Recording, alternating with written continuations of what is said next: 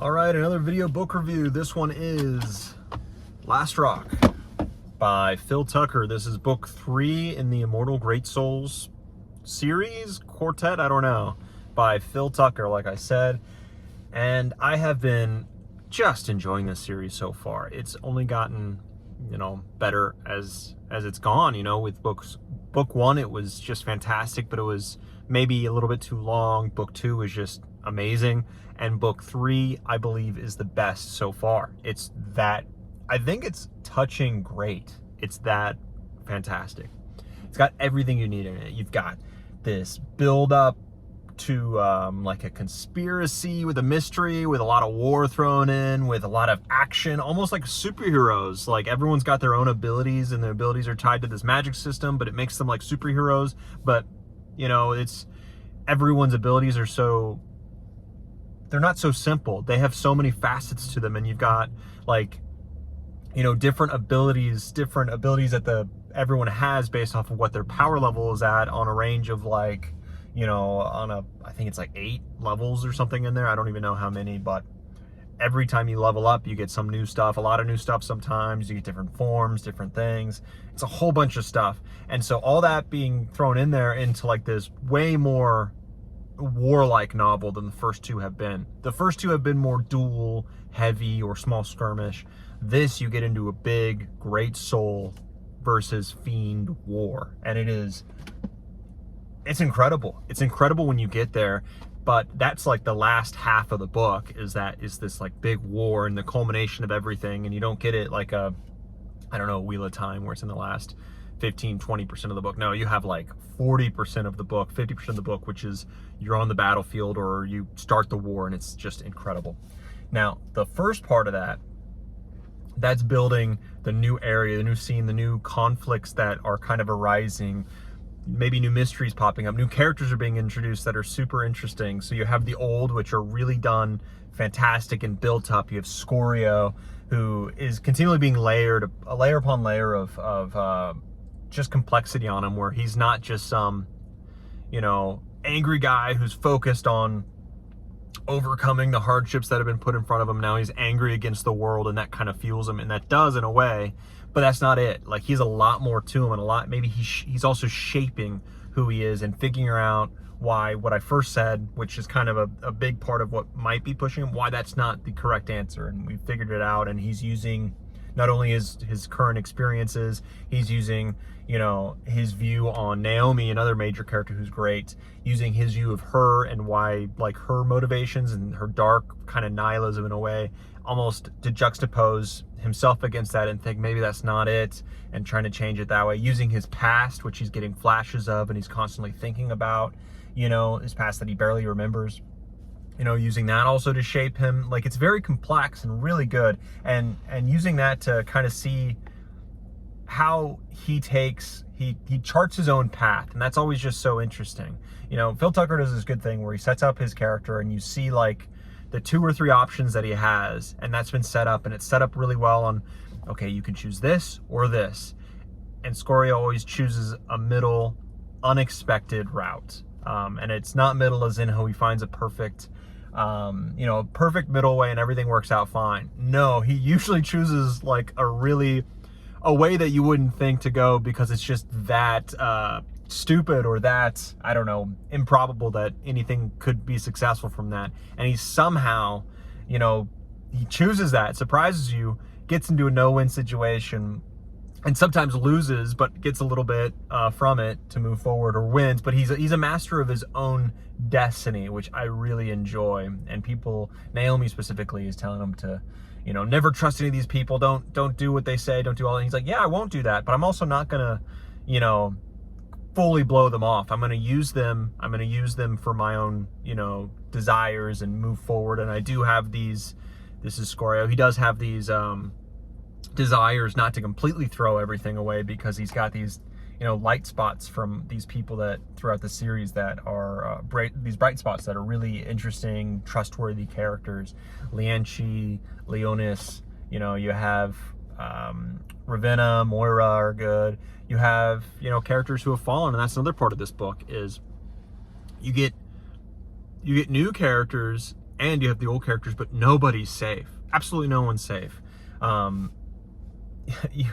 It's such an interesting build or build to the story where you have all these new characters and so much are put into them, and then like 9 out of 10 of them are gone. And that's part of that makes the story more interesting. You really enjoy these characters, and Phil Tucker doesn't seem to have a problem with getting rid of them. But it also helps to the war novel portion of this book, to where, and you see that everywhere, movies, books, whatever, where you jump into a big, conflict, a cataclysmic event or something that should have weight, and then, all the red shirts, all these side characters that you get 1 or 2 lines from may be gone, or characters, but everyone else, survives. I think the one that most people will think about is the Long Night from Game of Thrones, the series where you're in, what is it? Winterfell? Is that what it's called? Winterfell? I forget now. I haven't read it in forever, and I refuse to think about the show now. But where you have all these main characters facing off the last fight against the horde of, and this is a bit of a spoiler, I guess, but everyone's seen it, against the horde of the undead, who have been the White Walkers, who've been built up for however many seasons, of the craziest thing ever, and you have all your eggs in one basket of like important characters from all over, and then they go to battle and you see death and destruction, but never for the characters that matter, right? And then they come out of it and it's almost like nothing, like the story hasn't changed, and then the characters are different because of it. Like, it just is an event. With this, and on other books like this that matter, but especially on this one, right, where you're introduced to all these characters, and you have all these other characters from before, all kind of put in this basket, and then this cataclysm thing happens, and then characters are dying. Like, characters actually die from this, which are super interesting, very super interesting, and it makes every scene tense, and every new skirmish or part of the war that happens, and every new instance, you're not exactly sure if everyone in this scene's gonna live. And that happens for 40% of the book, and that's just super interesting. I love that. And then the characters that are introduced in the main story, and the overarching plot of even this story, where you're in this new area, right? And you've got the Fury Spires with the Iron Tyrant, and you've got a lot of intrigue going on, and all this, and it all feeds into the main story, but that's eventual. This is like the main story of this book, and it makes you feel interested and engaged, and Phil Tucker really does well with that in every one of these books, where he makes you really care about the struggles. He makes you really care about what's going on in this world, and it's just such an interesting world. And I hit this realization while I was reading this is an exact, almost, and I'm reading these 2 series at the same time, so it's very easy to see that sort of, is if you look at the Blackstone Heart, I forget what the series of that is called, but Blackstone Heart is the first book in that, and this, they're kind of like mirror images of each other, and I'll go more onto that in a different discussion or something later on. But the whole point of this, one of the whole points and big overarching theme of this is, does your past dictate what your future is? And these are for both stories, people who are reborn, who have fragments that don't know about their past, and then eventually have fragments of it to figure out who they actually are, and then they have to kind of realize that who they were is like some really dark, terrible person juxtaposed against who they are now, and they see themselves as the good guy, and they would never do anything like that. And then those 2 realities and visions of themselves clash and clash and clash over and over again. That happens in both of these series, and it seems like this series is taking the more optimistic path, which is you can change who you were, you can change your stars, your past does not define your future, and you can be better, while the other series kind of is going the opposite way, for sure, a much darker path. So I thought that was interesting, and it really gives a good a good view, good kind of argument on both sides, and it's cool to see. But I have found myself enjoying this more optimistic view a bit more, and just the superpower aspect of this like magic system is just so cool and so layered and very thought out, this magic system, and it makes every fight scene just so cool, and every new person who then tells you their powers. It doesn't, you know, come off, it has to be perfectly written this way, where it doesn't come off like, okay, let me update my mental spreadsheet to put this person in, and how does this person go with this, that, and the other, and you're not completely bored as they explain every tier of their thing, of their powers. I'm very interested in every single one of those, and Phil Tucker has such an imagination in which, like, all of them kind of feel unique. All of them really feel like they could be their own characters in a story, in how their powers are. They're just so interesting. And you just get so bummed out when you see someone who is like, their power level just is not there. They're just so weak. And I think of that old really straight to, you know, cable television sky high superhero movie where you had people who were immediately, like, they said, oh, this is my power, they showed it off, they're like, oh, you are a superhero, and you're put into that category. And then someone else showed their power and they're like, ooh, you're more sidekick caliber. And that you're kind of seeing that a little bit here too, where not all the great souls are on the same level, or have that same kind of peak that they can go to, and they fit into, it's a lot of different roles. You know, some are in the support roles, some are in distance range, and a lot are in the you know, get in your face and you know, go melee. And that's super interesting to see all that stuff. And I think this magic system, for being so complex, is just a fun. It's so fun, and these are just such fun reads, and they fly by. They're not short books either, but they absolutely fly by. There's such heart in this book. Phil Tucker understands people so well, it seems, and he gets that down on the page, which is another hurdle to get through, to be able to get all of that knowledge and intuition and ability to, you know, understand emotions, get that on the page. That's so difficult, but he does it so perfectly. You really feel like these are people.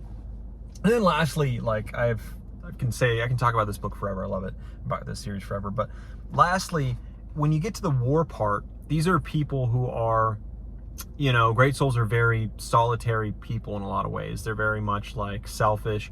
I'm the hero in my story. Why would I, you know, subjugate myself to someone else? And power is the only thing that matters. Like, that's a huge thing about them. So to organize that body, a bunch of them, into a body of, you know, a hierarchical system like a military that will function well, you know, there are problems with that, and you see that in the book. But that means you have to get the whole, you know, motivation behind how you deal with someone in a military sense down really well. And that's not easy to do in a book, right? Or it's not really easy to see that. I see a lot of instances of that happening in books, but it's not actually how it would be done. I was in the military for many years, and you see leadership, good leadership, and leadership, bad leadership too, but you see how leadership is supposed to behave, how it is actually effective. That's really the big thing, what actually makes good leadership effective.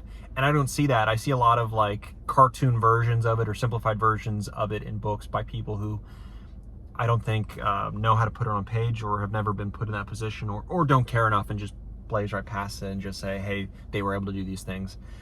Whatever. In this one, Scorio is put in a position where he has 3 people under his command, and he has to kind of motivate them while also keeping them at a distance, while also juggling how to best use them, and then also train them well while not breaking them down too much, breaking them down but giving them a little bit to hold on to, constructive criticism. There's a lot that goes on with it. It's more complex than you realize, and Scorio is able to do that beautifully, but more than that, he's able to do it realistically in a way that is actually taught in the military, right? And we can go in detail, but it's how it's done in this book is how it's actually done, and properly done, and is done beautifully. And it was just a great thing to see actually in this book, where, you know, as an officer, which Scorio is in this book, or just in command, it's like you're having to maintain a proper distance, you know, and not you be personable enough that you're likable, but have that, you know, that spine, you know, have that backbone to be able to give criticism, to criticize, to actually you know, tell people to do what they need to do, but have them respect you so that they actually do it. They don't try to undermine you behind your back. They do all the, like, there's an art to it, And Scorio did it perfectly, and by me saying Scorio, I mean Phil Tucker put it on the page beautifully. Anyways, I could talk more about it, but we're already hitting around 15 minutes, so this is going a little bit longer than others, and longer than it should really. So all I can say is this was a fantastic book, beautifully placed, beautiful encapsulation of the story into this book, but also, you know, contributed and built on the rest of the story. It added new things. The story is not the same after this book. Like, things have massively changed. You see more of Scorio's past. You see more of the world opens up more. You get a bigger view of the scale of it, and then the mysteries only deepen, right? But the motivation is still there to keep going forward. It's just fantastic. I honestly, this is such a great book, but I would give this, this is in the 9s for sure. This is such a fantastic book. I'm going to give it like a 9.4, 9.5, only because maybe the language is not as flowery and beautiful as others, but like, it does really well, and it's done really well, but it's not done as well as, let's say, a Tolkien or a Guy Gavriel Kay, right? It's almost got a different purpose, right? But it's done perfectly other than that, I'd say, but it's still really good writing. Anyways, I'd give the book 9.4 out of 5. It's my favorite book.